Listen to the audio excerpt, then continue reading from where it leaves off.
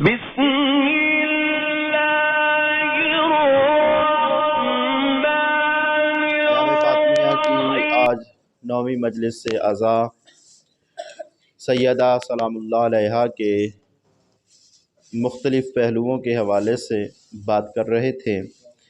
آج کا ہمارا موضوع کہ اللہ رب العزت نے جناب سیدہ زہرا سلام اللہ علیہا کو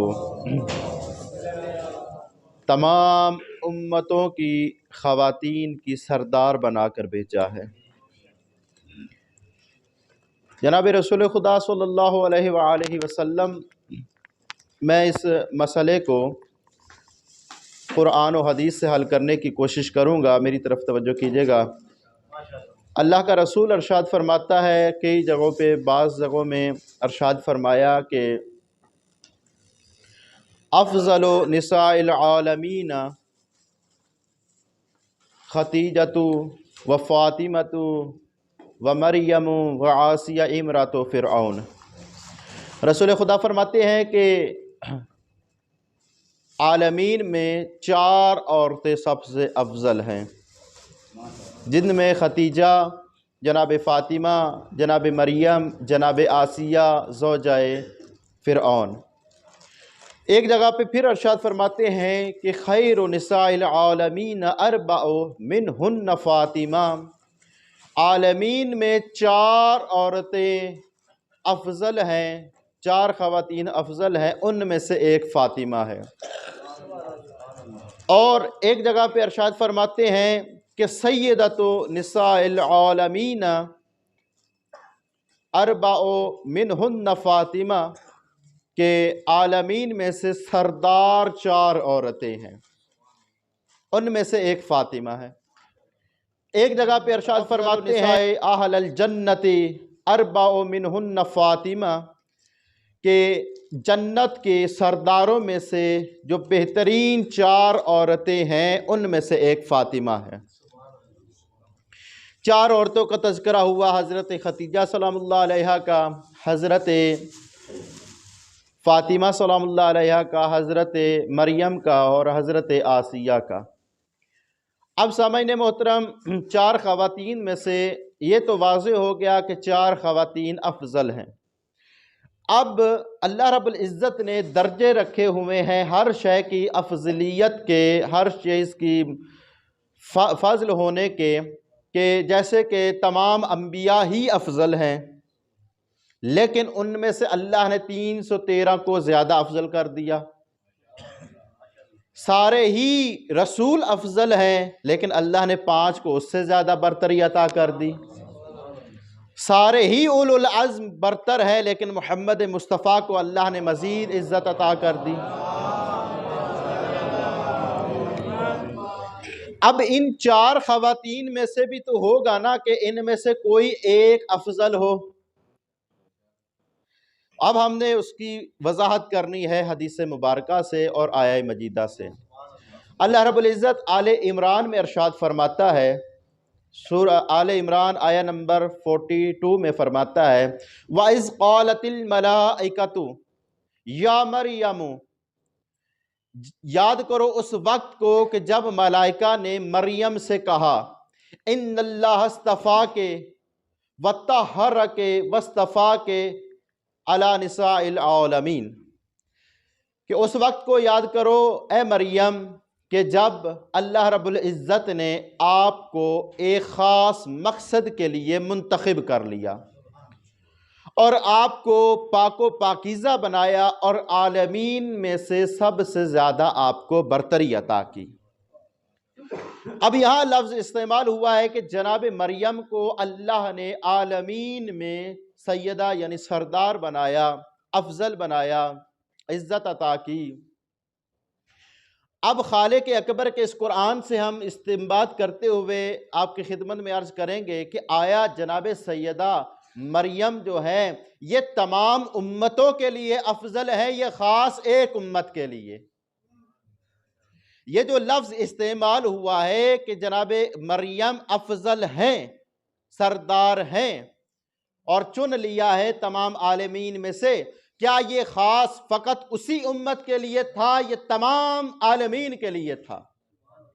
اس کا ہم جواب قرآن مجید کی ہی آیہ مجیدہ سے دیتے ہیں۔ سورہ بقرہ میں اللہ ارشاد فرماتا ہے بنی اسرائیل کو، کیا فرماتا ہے؟ یا بنی اسرائیل اذکروا نعمت اللہ علیکم، فرمایا اذکروا نعمت اللہ، اے بنی اسرائیل میری ان نعمتوں کو یاد کرو کہ جن کو میں نے تمہارے اوپر نچھاور کیا، اور نچھاور کرنے کے بعد پھر فرمایا وَإِنِّي فَضَّلْتُكُمْ عَلَى الْعَالَمِينَ، اور میں اللہ نے تمہیں اس عالمین میں افضل قرار دیا۔ اب اللہ رب العزت یہاں بنی اسرائیل قوم کو کہہ رہا ہے کہ میں نے بنی اسرائیل کو تمام امتوں کے لیے افضل قرار دے دیا۔ اب یہ بھی حکم جو ہے وہ اس حکم کے ساتھ ملتا ہے کہ اللہ رب العزت نے اس بنی اسرائیل کو فقط اسی دور کے لیے، اسی زمانے کے لیے افضل قرار دیا تھا، نہ کہ عالمین کے لیے دیا تھا، کیونکہ اللہ رب العزت قرآن مجید میں دوسری جگہ ارشاد فرماتا ہے خیر امتن، جناب رسول خدا صلی اللہ علیہ وآلہ وسلم کی جو امت ہے، اور اس امت کے بارے میں خالق اکبر کہتا ہوا نظر آتا ہے کہ کنتم خیر امتن، کہ تم میں سے بہترین امت یہ ہے، یعنی مسلمانوں کی طرف اشارہ کر رہے ہیں۔ اب یہ واضح ہو گیا کہ جناب مریم علیہ السلام اللہ علیہا بھی ایک خاص جو قوم تھی، قبیلہ تھا، زمانہ تھا، ان کے لیے پاک و پاکیزہ بن کے آئی، ان کے لیے وہ منتخب ہو کر آئی، جبکہ جناب سیدہ زہرا سلام اللہ علیہا تمام عالمین کے لیے منتخب ہو کر آئی۔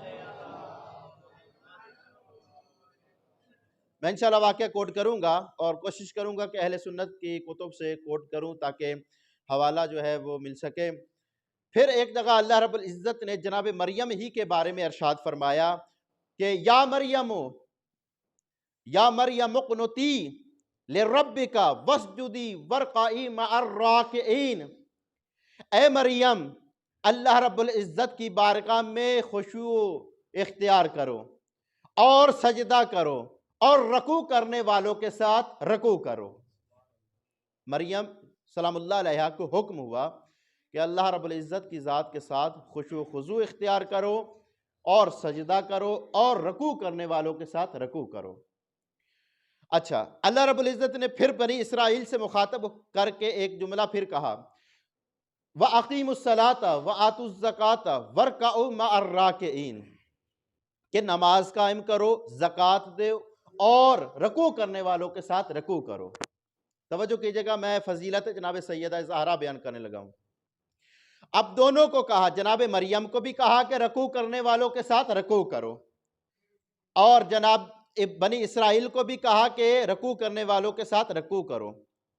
اب یہاں میں ایک مثال دے کے سمجھا، میں یہاں نماز پڑھاتا ہوں، میں افضل ہوں یا آپ پڑھنے والے افضل ہیں؟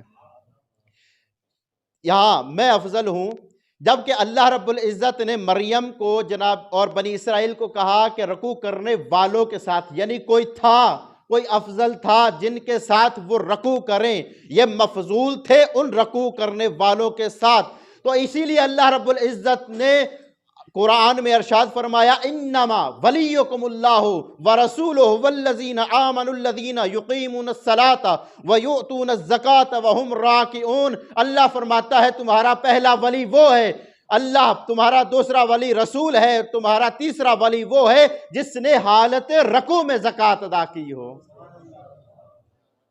یعنی اللہ نے علی علیہ السلام اور اہل بیت علیہ السلام کی طرف اشارہ کرتے ہوئے واضح کر دیا کہ رکوع کرنے والے آل محمد ہے، اور جن کے پیچھے رکوع کیا جاتا ہے وہ مریم اور بنی اسرائیل ہیں۔ جناب سیدہ افضل ہوئی جناب مریم سے۔ اور بڑی خوبصورت ایک بات میں کہنے لگا ہوں کہ میں نے اکثر بھی بعض دفعہ آپ کی خدمت میں عرض کی ہے کہ جب ایران کے ایک عالم دین تک ایک کتاب پہنچی جس کا نام تھا مریم بمقابلہ فاطمہ، تو ایرانی عالم دین نے، کیونکہ وہ عیسائی کی لکھی ہوئی تھی، اس کے مقابلے میں ایک کتاب لکھی جس کا نام لکھا مریم بمقابلہ فضہ۔ مریم کا مقابلہ فاطمہ سے نہیں، مریم کا مقابلہ فضہ سے، اور میں نے عرض کیا تھا کہ 20 سال تک یہ جو شہزادی تھی جناب سیدہ فضہ، یہ قرآن پاک کی تلاوت کیا کرتی تھی۔ توجہ کیجئے گا، میں 2 حدیثیں اور نقل کر کے آپ کی خدمت میں اجازت چاہوں گا۔ اب واضح ہوا کہ جناب سیدہ قرآن کی روح سے افضل ہیں، حدیث کی روح سے۔ صحابہ نقل کرتے ہیں کہ ایک دفعہ جناب سیدہ سلام اللہ علیہا بیمار ہو گئی، رسول خدا صلی اللہ علیہ وآلہ وسلم نے ہمیں حکم دیا کہ آئیں ان کی عیادت کے لیے۔ ہم سب عیادت کے لیے گئے۔ اللہ کے رسول نے جناب سیدہ تک پیغام پہنچایا کہ میں اور میرے اصحاب آپ کی عیادت کے لیے تشریف لائے ہیں، تو لہٰذا آپ پردہ کر لیں، آپ نقاب ڈال لیں۔ تو جناب سیدہ کے پاس اس وقت جو نقاب تھا وہ کم تھا، یعنی چادر کم تھی، تو جناب رسول خدا نے اندر سے اپنی جو چادر تھی، اپنی عبا جو تھی وہ دی۔ اب یہ گفتگو ہو رہی ہے، عیادت ہو رہی ہے۔ عزیزان من بزرگوار، جب یہ گفتگو ہو رہی تھی، صحابہ کرام جناب سیدہ کی اس بیماری کے بارے میں گفتگو کر رہے تھے، اس وقت رسول خدا صلی اللہ علیہ وآلہ وسلم نے ایک جملہ ارشاد فرمایا کہ انہا سیدۃ النساء یوم القیامہ، یہ فاطمہ روز قیامت ساری عورتوں کی سردار ہوگی، ساری عورتوں کی سردار ہوگی۔ یہ واقعہ جو ہے یہ اہل سنت کی کتاب حاکم نشابوری جو مستدرک میں بھی ہے، بیروت سے چھپی ہوئی ہے۔ ایک واقعہ میں صحیح بخاری سے پڑھوں گا ریفرنس کے لیے۔ یہ جناب عائشہ صدیقہ سے یہ واقعہ منقول ہے۔